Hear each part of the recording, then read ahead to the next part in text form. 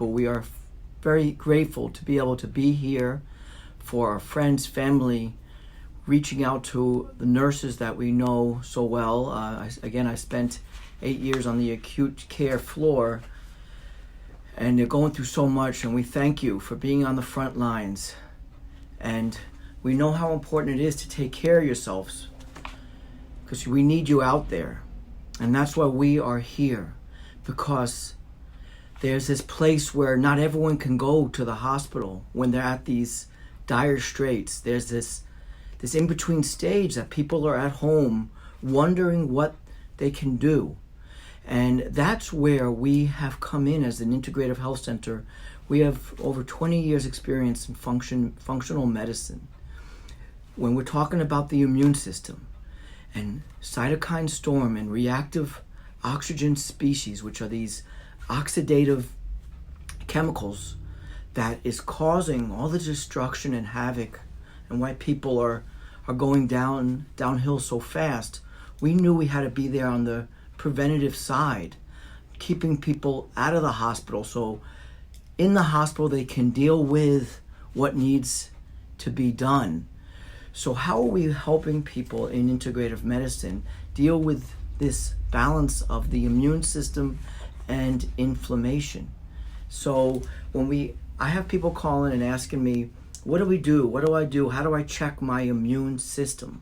How do I check my immunity? And it's not so simple. There isn't one test that can tell you how your immune system is, because it's an interaction between our environment, what we're encountering, like in this case, a virus, but it could be coming from something within ourselves, like the die-off of our own bacteria called lipopolysaccharides that cause this immune response, which then progresses to inflammation. And that's this dance between inflammation and our immune system. And that's where this whole virus, the situation is coming down to, is our immune system, our first line of our immune system, which is our innate immune system. It has those macrophages, the ones that go out and have those natural killer cells and engulf our bacteria and viruses. And then you have the secondary line of defense, which remembers those viruses and bacteria. They have that memory, which is what we're looking for now, that immunity. And so when that next attack comes, they're going to know what to do. These two parts of our immune system work together. And what we're seeing in some of the research with the vaccine that they give for tuberculosis is that they can stimulate the second part of the immune system, which will then upregulate this first part of the immune system, meaning it would bring out more white blood cells, neutrophils, macrophages. That's that first attack mode of the immune system. And why this is so important is because we've known for years and through the science of what some of the herbal medicines are doing with our immune system. Some of them are boosting this secondary part of our immune system. Th1 they're known as. They are known as our T cells. And they have numbers like Th1, which we've always known was more for autoimmunity, and Th2, which was always more for allergies. And those are different parts of how our immune system is responding to the environment, and in the case of autoimmunity, how the immune system is responding to our own self. Either way, that immune system is either overreactive or upregulated or revved up, or it's not ready enough. And that's where our immune system comes in today to be preventative. We need to be ready for what this virus is, how this virus is going to affect us. We need to be able to build our strength, and that entails so much. And that's why integrative medicine is playing an important role. We are not just going to wait it out. We are essential in the fact that we are going to be keeping people away from these dire straits, not all the time, but if we could help build their weaknesses.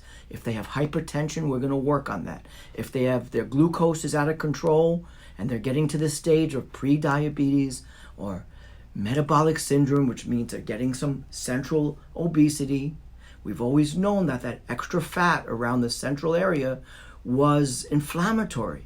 It was creating these cytokines, these inflammatory messengers that again are creating this havoc, and that's within the lungs. So if we can control that systemically, then we're going to be in much better shape. So I've had people ask, they've come in for some testing in the past, and they've always, I've always been very, very meticulous to measure what's known as high sensitivity C-reactive protein and homocysteine. See, high sensitivity C-reactive protein, this is 2.48. The range is less than 3, but in functional medicine, we had a lower cutoff. For males is 0.5 and for females 1.0 because we wanted our level of inflammation to be controlled. And same in this case.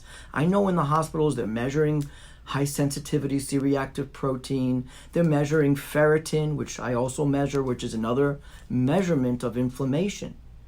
And we're seeing in the research that some of the patients that do better are coming in with a more of a balanced immune system, meaning that they're what's known as CD4 and CD8, meaning that that state of the immune system, whether they're upregulated or downregulated, it's in a balance, which is kind of where you want to be and where we are focusing in integrative medicine.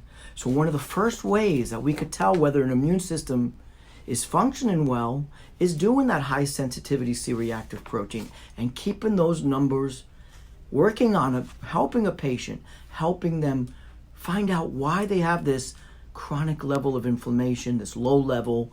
And of course, if someone has a much higher level of C-reactive protein, then we investigate that. Quite often we have to dig deeper, and that's part of what integrative medicine does. Is it coming from the environment? Are there heavy metals like lead, arsenic, mercury, cadmium? Are there pesticides? Are there volatile organic compounds such as benzene or other things coming from chemicals like sprays that we use in our environment just to give us kind of like a clean smelling room? Little do we know that they stick around in our bodies and cause us to create this process known as detoxification. The body's got to get rid of that, and the less the body needs to remove, the better. So what's causing the inflammation can be coming from within ourselves or from outside of ourselves. And it's so important to find that out. And just real quick, with homocysteine, that lets us know how how methylation is, which in turn will show us how our levels of glutathione are. So for example, this is a great example of methylation. So you see that glutathione is an end product of a proper methylation, which is occurring in every cell of our bodies, which takes our toxins and removes them, takes folic acid, other nutrients that we're eating in our diet, and allows our DNA to genetically not have to genetically produce. It allows our DNA to not have any kind of dysfunction, and that's really important in this middle part of methylation. The last part is going to be our neurotransmitters, which is dopamine and epinephrine. So methylation is a very important part. We see that also with our hormones. There's a part of our cycle, within our hormones that uses methylation to go from a beneficial type of estrogen to more of a problematic type of estrogen. That's where methylation comes in handy in as far as hormones are concerned, and that occurs partly in our gut. Speaking about our gut, we know that so much of our immune system is occurring in our gut, maybe 60%. It's known as the GALT, the gut-associated lymphoid tissue. We also have the nasal-associated lymphoid tissue. In other words, there's an immune system running all through that mucosal lining in our lungs too, and in our gut.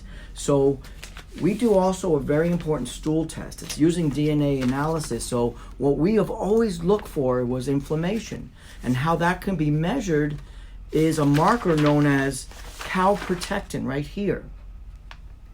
And that's how we know that the gut has a level of inflammation that is caused by either a die-off of too much bacteria, which on this particular test, which again is a very advanced test, because we're looking for inflammation and we're looking for sources of autoimmunity. So we want to know if our opportunistic, our commensurate bacteria which we need in very small, minimal amounts because they keep other viruses at check, but we don't want them overgrown. You need a type of test that is going to measure quantity and be specific for species, because we're learning about individual species that they can be triggers for autoimmune, they could be inflammatory triggers. So this is part of what we do here, is to measure these bacteria to keep that inflammation down. And we can even measure inflammation like that test calprotectin. And again, we want to make sure that we're not having a response to gliadin. Again, another marker of inflammation caused by autoimmunity. Again, that fine dance between immune and inflammation. All of these tests can be done at home. And see, that's how we're adjusting to this crisis. When things get tough, the tough got to get going. We're not going to just give up. We know that we can build an immune system. We know that we can control inflammation.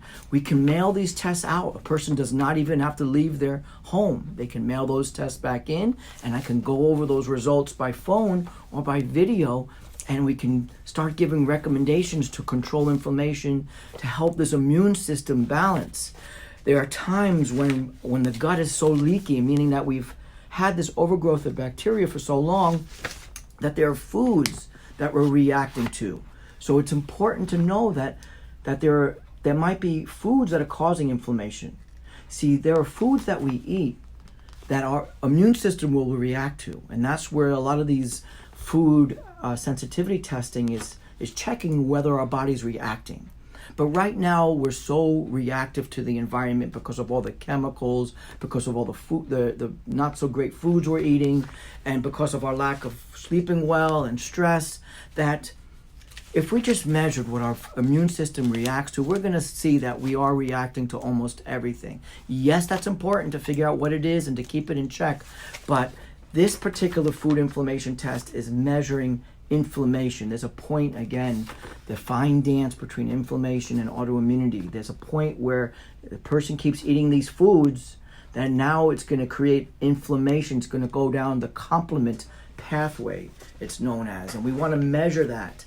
And therefore we know that when these foods come up, those are foods causing inflammation. We want to avoid them, not forever, but until the gut heals, until we can heal the gut by removing bacteria, by building the gut with certain nutrients and foods, certain fibers. Some of my favorite fibers are prebiotic fibers. Just a certain point that I like to recommend to people to cook root vegetables. Again, they might have a few carbs, but those fibers in those root vegetables that you would slowly cook are very beneficial as a prebiotic, which sometimes those prebiotics can be equally important than just taking a probiotic. What you're giving and feeding our bacteria can be as important.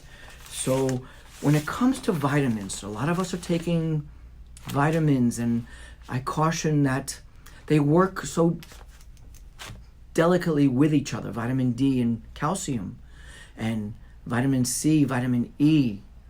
They work together, so when vitamin C is oxidized, you need vitamin E to quench that oxidation. So that's so important. So if you're taking high doses of vitamin C without vitamin E, you're risking when that vitamin C turns into an oxidant, which it will. That's part of the way it works. It's an antioxidant at one point, but it becomes an oxidant. Then you take vitamin E, and that quenches that oxidant. But then that vitamin E becomes an oxidant, and that's why you might need selenium. There's a pathway. That's why all these vitamins go well together, and that's why you need a practitioner who knows that there could possibly be herb nutrient drug interactions.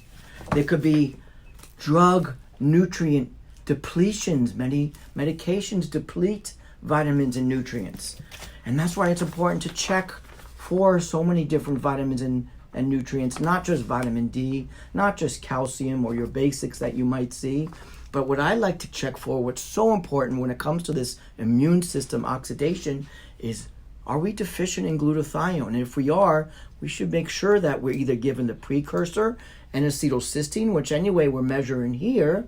Vitamin E is measured. Selenium, again, that's such an important nutrient that you can find in Brazil nuts, but that's the rate limiting mineral for glutathione synthesis. So if you don't have selenium, that glutathione can't get recycled. It's such an inexpensive nutrient and so powerful.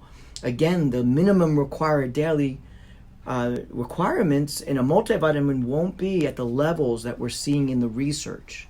So that's very important to know. We're measuring vitamin C and alpha lipoic acid, a very important nutrient in that phase 1, phase 2 detoxification that again is going to be very important in controlling inflammation, because that's how the body's going to get rid of a lot of those byproducts of inflammation.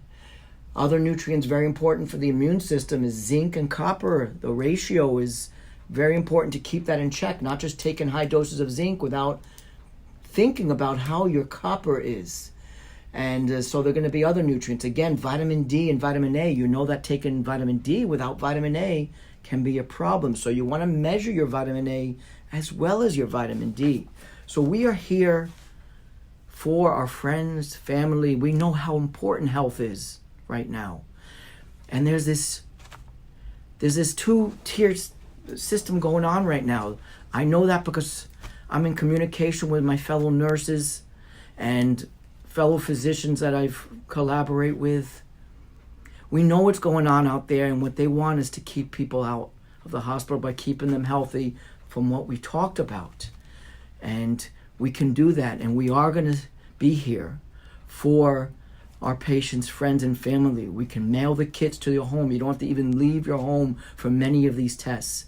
And we can even do curbside pickup, because we know so many of these nutrients are hard to find right now. Zinc, vitamin D, the liposomal vitamin C, almost impossible. Behind me I have some nutrients that are some herbal medicines. Again, I'm very careful and cautious with what I give to my patients, so I select everything so carefully. And these are herbal medicines that are wild crafted, organic, full spectrum. Simple. Back there is astragalus, which again, talking about our immune system, is a Th1 increaser, again a T cell. That's in the research. So much of this research is new when it comes to the new virus, the SARS-CoV-2, because it's a novel, it's new. But we can go back to the SARS virus, see what worked then. We could see what worked with other influenza viruses. We could see how our immune system is responding with these T cells. And we know what this virus is doing because we're studying the literature and how it's increasing certain cytokines that are created by these T cells. And interleukin-6 is one of these cytokines that these medications that we're using now, that we're so thankful that they're beginning to work and they're shutting down that interleukin-6. But we know throughout these years that we've been using herbal medicine and functional medicine that we've worked with IL-6. What are the herbs that decrease IL-6 by increasing those T cells? We know what they are, and we know how we can help decrease IL-6 naturally. So we're going to do what we can preventatively out here, and we're going to be there for you. Everyone be safe out there. Take care.